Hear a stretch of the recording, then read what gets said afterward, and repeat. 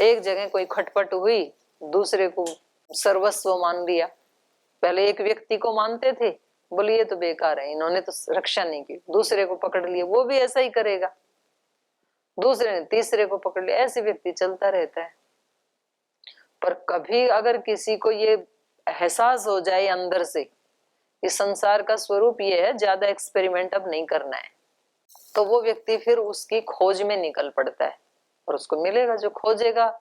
जिन खोजा तिन पाइया, गहरे पानी बैठी मैं बोरी डूबन डरी, रही किनारे बैठी। डूबने से डर है वो तो किनारे पे बैठा रहेगा। फिर जिसको चाहिए वो तो छलांग मारेगा पानी में।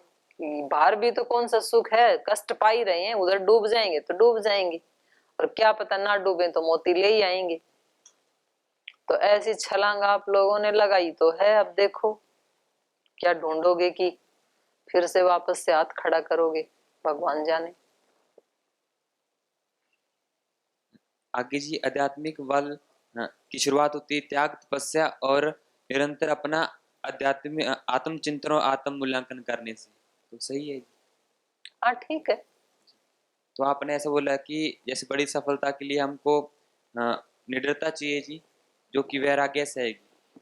और वैराग्य में एक और आता है कि दुख के बिना वैराग्य नहीं हो सकता जी। दुख ज्ञान ना ना, ऐसी बात नहीं है, ये कोई जरूरी नियम नहीं है। दोनों में से विवेक और हाँ, दोनों में पूरे से एक सुख होना में भी चाहिए। उसकी वैराग्य हो जाता है, पूरे सुख में भी। महात्मा बुद्ध को तो पूर्ण सुख था, फिर भी वैराग्य हो गए। हाँ, विवेक की जरूरत तो पड़ेगी ना जी। विवेक और दुख में से दोनों में से एक चीज तो होनी चाहिए। ये दोनों में से किस किस में से? दुख होना चाहिए या फिर विवेक होना चाहिए? ना ना, दुख के कारण विवेक हो सकता है किसी को, और सुख के कारण भी विवेक हो सकता है, ये कह रही हूँ। विवेक तो साधन है ना सुख का, तो वो किसी भी घटना से हो सकता है, किसी को अत्यंत सुख में भी हो सकता है, अत्यंत दुख में भी हो सकता है। मैं तो ये कह रही हूँ कि व्यक्ति को याद रखना चाहिए, भूल जाता है व्यक्ति, सुख को भी भूल जाता है। अत्यंत सुख है तो उससे फिर ये सोचना चाहिए कि भाई इससे भी बड़ा जो सुख है उसको प्राप्त करेंगे, क्योंकि सुख तो है ये, लेकिन आज है कल चला जाएगा, अस्थाई है ये। तो यहाँ बैठे नहीं रहना है, हमें शाश्वत सुख की खोज करनी है। या फिर दुख यदि कोई आ गया तो बोले भाई इन दुखों से अत्यंत ही मुक्त हो जाते हैं, फिर दुख के पार जा सकते हैं। विवेक और ज्ञान तो एक ही है ना जी। हाँ, विवेक और ज्ञान एक ही। तो कह सकते हैं ना दुख से होगा ना सुख से जी। अगर विवेक होगा तो ही वैराग्य हो सकता है जी। सिर्फ नहीं नहीं, वैराग्य साधन है विवेक का। विवेक साधन है, वैराग्य कैसे तो नहीं। हाँ वो भी ठीक है, थोड़ा जितना ज्ञान होगा तभी विवेक होगा, तो अन्य अन्य आश्रित है, एक दूसरे से जुड़े हुए हैं। अगर व्यक्ति को ज्ञान नहीं है तो वैराग्य भी नहीं होगा, वैराग्य नहीं है तो ज्ञान भी नहीं होगा, तो दोनों साथ साथ चलते हैं। जितने जितना ज्ञान बढ़ेगा उतना उतना वैराग्य होता जाएगा, जितना जितना वैराग्य होगा उतना उतना विवेक बढ़ता चला जाएगा। तो मुख्य लेकिन ये होंगे अभ्यास से, ये बात हमें बहुत अच्छे से दिमाग में बहुत अच्छे से डालते रहना चाहिए। अभ्यास से होगा, और अभ्यास होता है कर्म करते करते। अभ्यास का मतलब है हर क्रिया को करते हुए वो अभ्यास। ये कभी भी केवल पुस्तकें पढ़ने से, सुनने से, प्रवचन सुनने से, प्रवचन करने से कभी भी नहीं होगा। कितने ही वर्ष कर लो और चाहे लगातार रिकॉर्ड बना लो, गिनीज रिकॉर्ड, कि हमने तो 5 साल का गिनीज रिकॉर्ड बना दिया कि हम 5 साल लगातार 24 घंटे बोलते रहे और हम लगातार 24 घंटे सुनते रहे, लेकिन 5 साल के बाद भी वैसे के वैसे निकलेंगे, उससे नहीं होगा। अभ्यास से होगा। अभ्यास वैराग्याभ्याम तन्निरोध। चलो आगे चलो जी। तो मुख्य यही रहा कि अंतिम में जी हमको गहरी सोच से शुरुआत होगी। हमको गहरा सोचना पड़ेगा, आत्मचिंतन जिसको कह सकते हैं। हाँ वहीं से शुरुआत होती है हर चीज की। जी। तो हमने ये नतीजा निकाला जी, जो चाणक्य जी ने इतनी बड़ी सफलता मिली, उसके केंद्र में जाए तो एक आध्यात्मिक बल ही काम कर रहा था जी। और ऐसे ही स्वामी जी महाराज का जी हमने देखा कि उनके जैसी इतनी बड़ी सफलता, लेकिन केंद्र में शुरुआत एक आध्यात्मिकता से हुई जी। तो सही है जी। हाँ बिल्कुल सही है। जी, धन्यवाद। और प्रचंड पुरुषार्थ। कि आत्मबल और मनोबल में क्या अंतर है? क्या दोनों मनोबल एक मतलब दूसरे मन का पूर्वक, बल, आत्मबल मतलब आत्मा का बल। दोनों एक दूसरे के पूर्वक है या फिर अलग अलग है दोनों? मन तत्व अलग है और आत्म तत्व अलग है, और दोनों का बल भी अलग है। तो फिर वो क्या है? तो वो तो देखो, अब आपको अपने अंदर से ही फील करना पड़ेगा। तो हम भूख अलग है, प्यास अलग है। अब मैं कैसे दिखाऊं आपको कि भूख क्या है और प्यास क्या है? वो तो आपको अंदर से अनुभूति होगी ना। पानी पीने की जो जिज्ञासा है उसको प्यास कहते हैं। खाना खाने की जो अंदर से एक मांग है, डिमांड है, उसको भूख कहते हैं। तो ऐसे ही आत्मा के बल को आत्मबल कहते हैं, मन के बल को मनोबल कहते हैं। तो हम कैसे अंतर करेंगे कि कौन सा आत्मबल है, कौन सा मनोबल? पता लगता है व्यक्ति को। आत्मा में प्रतिष्ठित होगे तब आत्मा के बल का पता लगेगा, और मन में प्रतिष्ठित होगे तब मन का पता लगेगा। अभी कैसे जाने हम? प्रतिष्ठित हो जाओ अभी, इसी समय, जौन से में भी प्रतिष्ठित होगे उसी का पता लग जाएगा। दूसरा नहीं करवा सकता ना ये। कुछ चीजें सूक्ष्म होती हैं तो उसको दूसरा नहीं दिखा सकता ना, क्योंकि आत्मा भी सूक्ष्म है और क्योंकि मन भी सूक्ष्म है। तो दूसरा कैसे दिखा सकता है उसको? दूसरा तो इतना ही बता सकता है केवल। स्थूल हो तो दूसरा दिखा सकता है। अगर आप मेरे से पूछें कि रोटी क्या है और दाल क्या है, तो मैं दिखा सकती हूँ, क्योंकि वो स्थूल है। तो किचन में से मंगवाएंगे, आपको दिखा देंगे। लेकिन जो सूक्ष्म चीजें हैं उसको नहीं दिखाया जा सकता है, बाहर से नहीं बताया जा सकता है। उसको एक संकेत तक ही बता सकते हैं, बाकी तो आपको ही देखना पड़ेगा। तो क्या ये दोनों एक दूसरे पे निर्भर है? नहीं, दोनों की स्वतंत्र सत्ता है। तो आपकी गाड़ी कहाँ अटक गई? कुछ प्रश्न ऐसे होते हैं ना जिसके बिना तब आगे काम चल ही नहीं रहा है, नहीं और तो कुछ ऐसे हैं ठीक है, पता लग जाए तो अच्छी बात है। तो वो दीर्घकालीन है, उसके लिए तो फिर करते रहो तपस्या, खोज करते रहो। नहीं तो पता नहीं चल पाता ना कुछ भी कि कोई काम किस कारण से रुक रहा है, मनोबल के कारण से रुक रहा है कि आत्मबल के कारण से रुक रहा है, तब कुछ समझ में नहीं आता। तो आप काम बताओ अपना, कौन सा रुक रहा है, तो उसमें फिर कुछ सहायता करेंगे। जी सूत्र जैसे याद नहीं हो रहे होंगे, जी परीक्षाएं चल रही हैं, तो लग रहा है कि आत्मबल की कमी है कि मनोबल की कमी है। तो ये दोनों ही जी बल आपके पास हैं, दोनों को एक्टिवेट करने की कमी है। दोनों ही बलों की कमी नहीं है, साइलेंट है। तो आपके एकाग्रता की कमी है। तो जैसे जैसे चित्त को समाहित करोगे तो दोनों ही एक्टिवेट हो जाएंगे, अपना काम करने लगेंगे। नहीं तो कभी कभी तो ऐसा होता है कि याद भी रहता है वो खुद तभी तो अकेले। होता है ना, जब चित्त समाहित होता है तो याद होता है, फटाफट होता है। जब चित्त समाहित नहीं होता है तब नहीं होता है। नहीं याद होता है, ऐसे अकेले में बोलते हैं तो बोल लेते हैं, लेकिन जब सुनाना होता है किसी को तो फिर जब किसी को भूलने लगते सुनाना हैं। होता है वो कच्चा याद है। जब पक्का याद होता है तो दूसरे को सुनाते समय भी नहीं भूलते हैं। तो कच्चे की बहुत सारी श्रेणियां हैं। एक कच्चे की श्रेणी है कि खुद को भी याद नहीं आता है अकेले में भी, ये एक श्रेणी। दूसरे है कि खुद को तो याद आ जाते, दूसरे को सुनाते हैं तब भूल जाते हैं। तीसरा है जब लिखने लगते हैं तब भूल जाते हैं। तो कई श्रेणी है कच्चे की भी। तो उसको ऐसा पक्का करो कि हर श्रेणी में आप ना भूलें, और वो होगा अभ्यास। सब जगह अभ्यास आ जाएगा, क्योंकि अभ्यास किया ही अब 4 दिन है तो भूलोगे। अगर अभ्यास 4 महीने होता बिल्कुल नहीं भूलोगे। नहीं, मेरे को लगता है कभी कभी ऐसा तो नहीं कि प्रमादवश ऐसे हो रहा है ही, है वो तो या फिर कभी कुछ कभी भी। नहीं, फिर हमेशा प्रमादवश। कभी कभी नहीं, हमेशा प्रमादवश ऐसे होता है। जब जब मन प्रमादी होता है, आलसी होता है, तब ऐसे होता है, बोलता है, ठीक है। और लेकिन बार बार अभ्यास करते हैं तो वो चीजें बिल्कुल नॉर्मल हो जाती हैं। फिर आप पानी की तरह सुनाने लगोगे, कोई कभी भी सुन लो, रात को जगा के भी सुन लो चाहिए, तब वैसे प्रतिष्ठित। पर वो होगा अभ्यास से ही। एक ही योग दर्शन को यदि आपने 1000 बार दोहरा लिया बोल बोल करके, तब नहीं भूलोगे फिर। और दोहराया याद ही एक दिन पहले किया है तो आज तो भूलना है ही है, इतने अल्प अभ्यास से।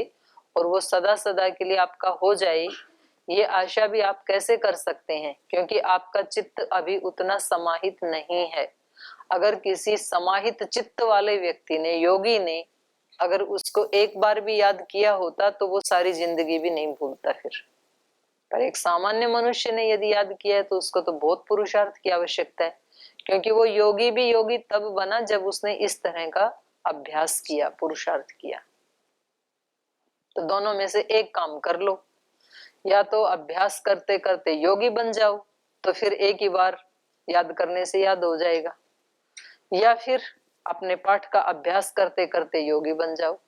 नहीं, कभी कभी तो ऐसा होता है कि कोई सूत्र एक बार पढ़ने, 2 बार पढ़ने में याद हो जाता है, लेकिन तो वो याद तो होता है, तभी फिर होता भूलने है लगता जब है। आपका चित्त समाहित होता है, तब एक बार पढ़ते ही याद हो जाता है। चित्त की स्थिति पे डिपेंड करता है, हमेशा उतनी ही देर में याद होता है। पर कभी कभी आपने 10 दिशाओं में अपने चित्त को बिखरा रखा है, तो एक बार लाते हो फिर जाता है, फिर लाते हो फिर जाता है, तो आपको लगता है 10 मिनट लग गई। याद करने में 10 मिनट नहीं लगी, उसको 10 जगह से लाने में 10 मिनट लगे हैं। तो चित्त को कैसे समाहित करें? अभ्यास से। हाँ, क्योंकि ये तुरंत ताजा के काम तो ऐसे ही होंगे। आप लोग तैयारी करते हो 2-4 दिन पहले, 8 दिन पहले चेतन होते हो, उससे पहले अपने लगे रहते हो, तो फिर तो ऐसे ही होगा बच्चे। ये कभी एनुअल उसकी तैयारी में अभी से ही लग जाओ, इसीलिए तो ये परीक्षाएं होती है ना। तो जो सावधानी एक विद्यार्थी परीक्षा से पहले दिन करता है, वो सावधानी यदि साल भर रह जाए तो उसको मेरिट लिस्ट में आने से कौन रोक सकता है। जो सावधानी एक रोगी बीमार होने पे रखता है, वो ही सावधानी वो व्यक्ति नॉर्मल जीवन में भी रख ले तो उसको कौन रोगी कर सकता है। तो अपने हाथ में है वो। और यही आध्यात्मिकता भी कहती है, यही कर्तव्य का पालन है, यही स्वधर्म का पालन है, यही राष्ट्र भक्ति है, यही ईश्वर भक्ति है, यही गुरु भक्ति है। हमने पता नहीं क्या समझ रखा आध्यात्मिकता को।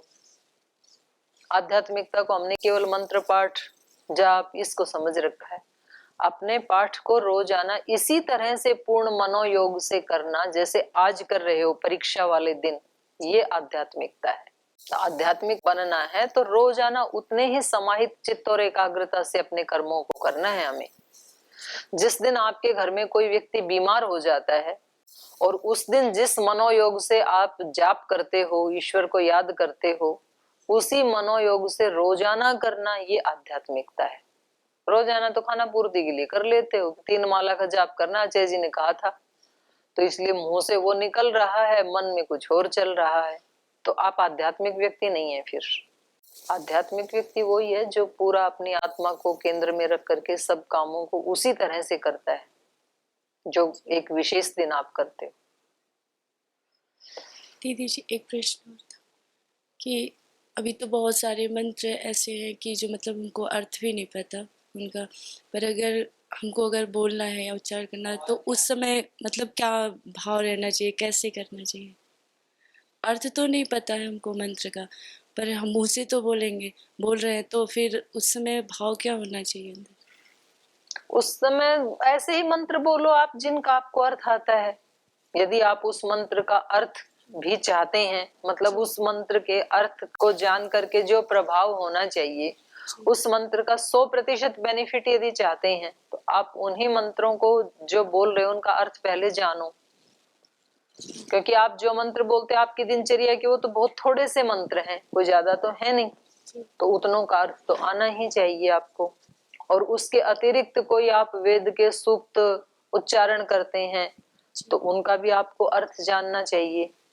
और फिर भी आपको अर्थ नहीं आता है तो फिर आप ये भगवान से प्रार्थना करो कि जो इसका अर्थ है वो मेरे सामने अभिव्यक्त हो, इसका क्या अर्थ है। तो उपाय तो बहुत सारे हैं, करे कौन।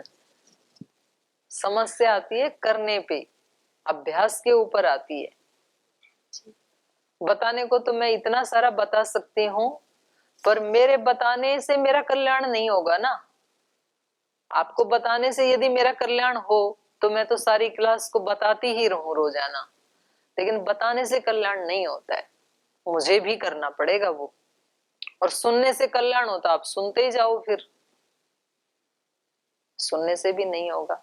ठीक है, बताना भी चाहिए, सुनना भी चाहिए, वो दोनों है, पर वो दोनों सार्थक तब होते हैं जब उसको प्रैक्टिस किया जाएगा, अभ्यास में लाया जाएगा, तभी सार्थक होगा। और तब रुचि लगती है उसको, बोलने में भी रुचि लगती है, सुनने में भी रुचि लगती है। उससे पहले बोरिंग होता है सब, थोड़ी देर रुचि लगती है, उसके बाद बोरिंग होता है। जो व्यक्ति अभ्यास नहीं करता है ना, उसके लिए शास्त्र आदि ये वो सब सब उसके लिए, उसको इरिटेट करने वाले होते हैं। तो इसलिए वो दूसरों से भी, बोलने वालों से भी इरिटेट होता है, खुद सुन करके भी इरिटेट होता है। उसको लगता है कहाँ ला करके बिठा दिया, उसको रस आता ही नहीं है बिल्कुल भी। 1 घंटा उसको मुसीबत हो जाती है कि आना पड़ता है, नहीं आएंगे तो पूछेंगे क्यों नहीं आई, तो उसको रस नहीं आएगा। उसमें आया ना, योग दर्शन के चौथे पाद के, कैवल्य पाद के व्यास भाष्य में आया एक जगह कि जब आपको कोई इस तरह के शब्द सुनते हुए आपको रोमहर्ष होने लगे, अश्रुधारा बहने लगे, तो समझ लो आपके चित्त के अंदर वो संस्कार हैं और आप बहुत जल्दी उसके अर्थ को प्राप्त कर लोगे। और कोई प्रभाव ही नहीं पड़ रहा है तो समझ लो कि आत्मा बहुत नीचे दबी हुई है, अभी काफी परतें चढ़ी हुई हैं मलों की, वहां तक जा ही नहीं रहा असर कुछ भी। अब आपको किसी को अपने हाथ में कहीं चोट लगी है और उसको गर्म उससे सेक करना है बोतल से, और आप इस दीवार के उस पार खड़े हो और मैं दीवार को बोतल लगा दूं, आपका हाथ चिपका ही हुआ है दीवार से उस साइड में, तो आपके हाथ तक वो सेक पहुंचने में कितनी देर लगेगी? 1 घंटे लगाई रखो यदि बोतल को तो पहुंच ही जाएगा, थोड़ा बहुत पहुंच जाएगा? नहीं पहुंचेगा। क्यों नहीं पहुंचेगा? क्योंकि आवरण काफी मोटा है ना, तो जितनी इसकी सामर्थ्य है उससे भी मोटा है ये। तो जितने हमारे जाप की सामर्थ्य थी उससे भी मोटा तो आवरण है, तो कनेक्शन हो ही नहीं पाता है, तो नहीं हो पाएगा। तो अभ्यास जैसे ही शुरू होगा, शुरू हो जाएगा मल आवरण का हटना, घिसता ही चला जाएगा। और दीदी जी कभी कभी नहीं मन कर रहा हो करने के लिए, तो क्या फिर भी मतलब तो लगे दूसरे रहना काम में लग जाओ। देखो, काम का स्वरूप तो बदल सकते हो आप, इसलिए व्यास भाष्य में कहा वहां पर स्वाध्यायात योगमासीत योगात स्वाध्यायाम आमनेत स्वाध्याय योग संपत्त्या परमात्मा प्रकाशते। जब आपका स्वाध्याय करने में मन ना लगे, योग में लग जाओ, योग में ना लगे स्वाध्याय में लग जाओ, जब आपका किताब पढ़ने में मन ना लगे तो सेवा करने लग जाओ कुछ, जब सेवा से मन ना लगे तो स्वाध्याय में लग जाओ, कुछ और काम करने लग जाओ। लेकिन एकाग्रता को बनाए रखो, उस समय जिस काम में रुचि है ना उस काम में लग जाओ, लेकिन फिर लाना है अपने मन को। ऐसा नहीं कि जी रुचि तो खेल में थी और खेलते रही 6 घंटे और अब आ गई परीक्षा देने, तो याद कहाँ से होगा? वो थोड़ी देर के लिए मन को चेंज करने के लिए वहां गई थी, बस फिर वापस आओ। वैसे ही वहां पर भी रुचि लो।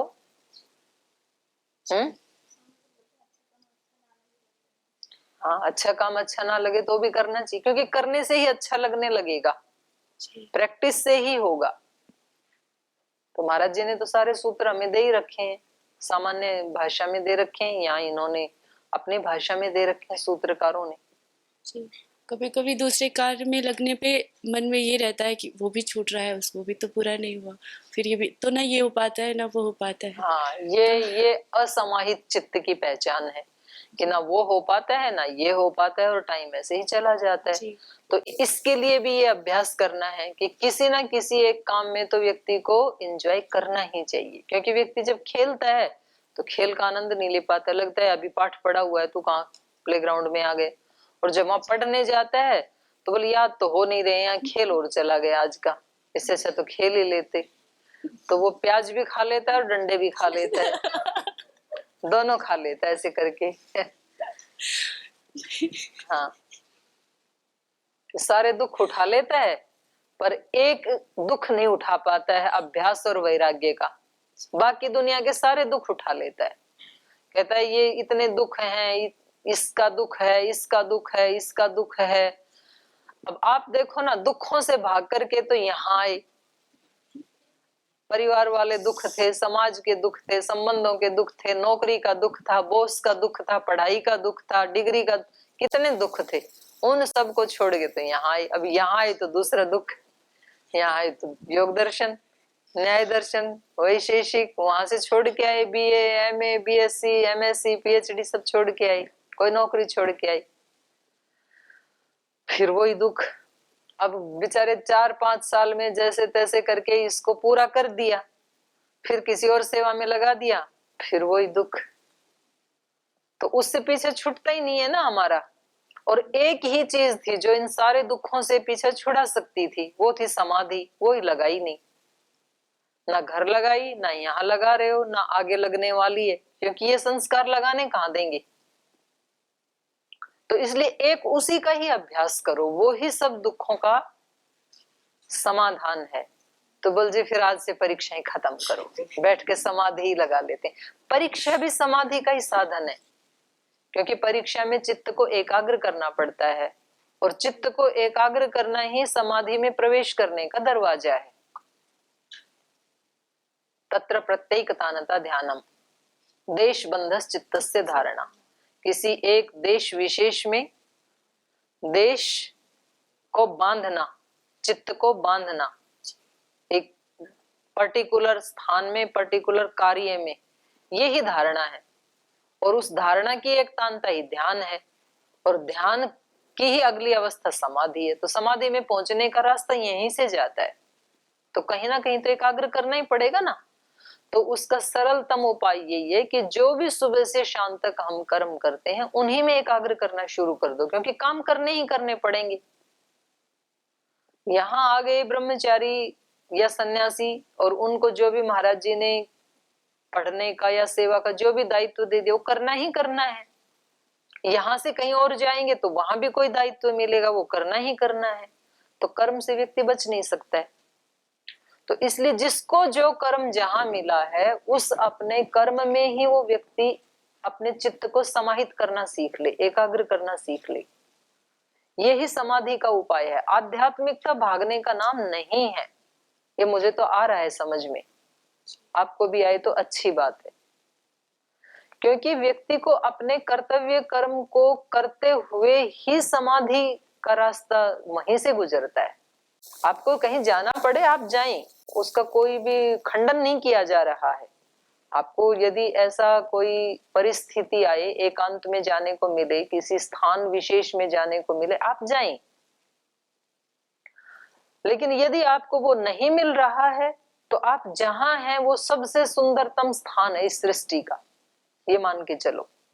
आप जिस समय पतंजलि योगपीठ हरिद्वार में रह रही हैं ना, आपके लिए काशी, मथुरा, हरिद्वार, हरिद्वार तो है ये, कैलाश, मानसरोवर, या जो भी आप कल्पना कर सकते हैं सुंदर स्थान की, उन सब सुंदर स्थानों में सुंदरतम स्थान ये है, ऐसा मानना चाहिए व्यक्ति को। इसको पूरा भगवान का अनुग्रह समझ करके और अपने आप को धन्य समझ करके और उस काम को करना चाहिए जिस काम में लगाया। सब भक्तों का जीवन यही हमें प्रेरणा देता है, और अपना भी थोड़ा बहुत अनुभव, जो अनुभूति हुई है यही बताती है। कितने ऐसे संत हुए जिन्होंने ये ही काम करते करते उस संतत्व को पाया। जब एक व्यक्ति पा सकता है तो दूसरा क्यों नहीं पा सकता है। और कोई रास्ता भी नहीं है, ये ही रास्ता है। चाहे इसको आज अपना लें या आप अगले जन्म में या 10 साल के बाद, जहां कहीं आप खड़े हैं कुछ ना कुछ कर्तव्य कर्म तो आपके होंगे, और उनको करते हुए आपको अपने चित्त को समाहित करना सीखना ही पड़ेगा। आज ही सीख लेते हैं, यही रास्ता है तो आज से शुरू कर देते हैं। ये पढ़ाई क्या है, ये पेपर क्या है, ये मेरे लिए भगवान का भेजा हुआ वरदान है, ऐसे समझ करके उस पुस्तक की शुक्रिया करते हुए, उसका आभार व्यक्त करते हुए उसमें प्रवेश करो आप, और वो आपके लिए वरदान ही सिद्ध हो जाएगा। वो मात्र एक परीक्षा नहीं है, वो आपको समाधि में प्रवेश करवाने का एक रास्ता है, और वो भगवान ने आपके लिए भेजा है। उसको स्वीकार करो, उसका आदर करो, भगवान का धन्यवाद करो। दीदी जी, आपने ये बताया था कि कोई काम तभी संभव हो सकता है जब आप आत्मा से, मतलब अंदर से उसको स्वीकार करें। तो कई कार्य ऐसे तो हम करते तो हैं पर नहीं हो पाता है, तो क्या मतलब अभी हम उसको स्वीकार नहीं किए हैं? हाँ, आपने आत्मा से नहीं किया, मन से किया, तो फिर वो तो छूट भी जाएगा मन वाला तो, क्योंकि मन तो ऐसे ऐसे करता ही रहता है। जी। ठीक है, तो आज का पाठ यहीं आपके प्रश्नों के साथ ही विराम लेते हैं। ओ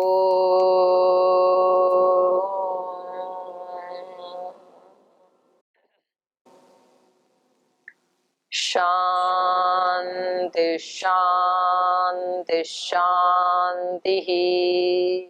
श्री गुरुभ्यो नमः। हरि के नाते से सब नाते, इससे सभी सुहाते। हरि के नाते से सब नाते, इससे सभी सुहाते। किससे बैर करेंगे प्यारे, विविध रूप धर आते। किससे बैर करेंगे प्यारे, विविध रूप धर आते। स्वार्थ बिना जो सबकी सेवा करते नहीं आघाते। स्वार्थ बिना जो सबकी सेवा करते नहीं आघाते। पर दुख दुखी सुखी पर सुख में, वो जन हरि को भाते। पर दुख दुखी सुखी पर सुख में, वो जन हरि को भाते। हरि के नाम से सब नाते, इससे सभी सुहाते। किससे बैर करेंगे प्यारे, विविध रूप धर आते। विविध रूप धर आते। विविध रूप धर आते। ओ